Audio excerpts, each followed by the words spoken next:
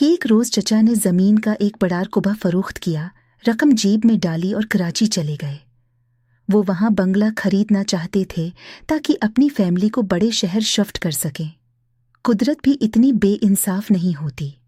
वो बंगला देखकर वापस आए तो बीमार पड़ गए, दोबारा कराची न जा सके। इधर फूफियों ने मेरे वालिद का नाक में दम कर रखा था। वो बहुत परेशान थे। बहनें कहती थीं कि रमीज पर मुकदमा करवावर जिस घर में रह रहे हैं इसका भी बंटवारा करो।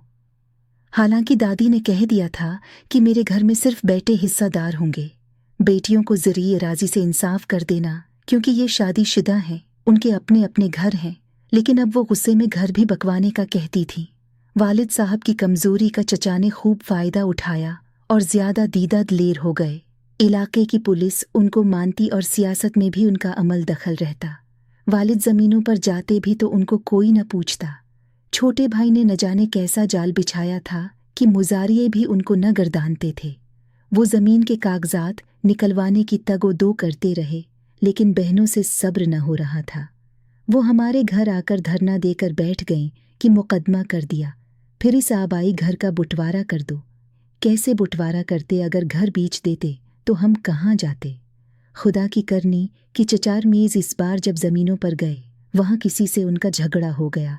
तनाज़ा पहले से चल रहा था। कुछ एक्टर खफिया ज़मीन किसी को बेची थी और अब उनको कब्ज़ा न देते थे, क्योंकि तबीयत में लालच आचका था। बस वहाँ इस तनाज़े की वजह से कुछ ऐसा हुआ कि इन लोगों ने उन्हें रात के वक्त डेरे पर सूते हुए गोलियां मार दें और इस तरह चचा जान बेहक हो गए। जब ये इत्तला हमको मिली, धचका लगा।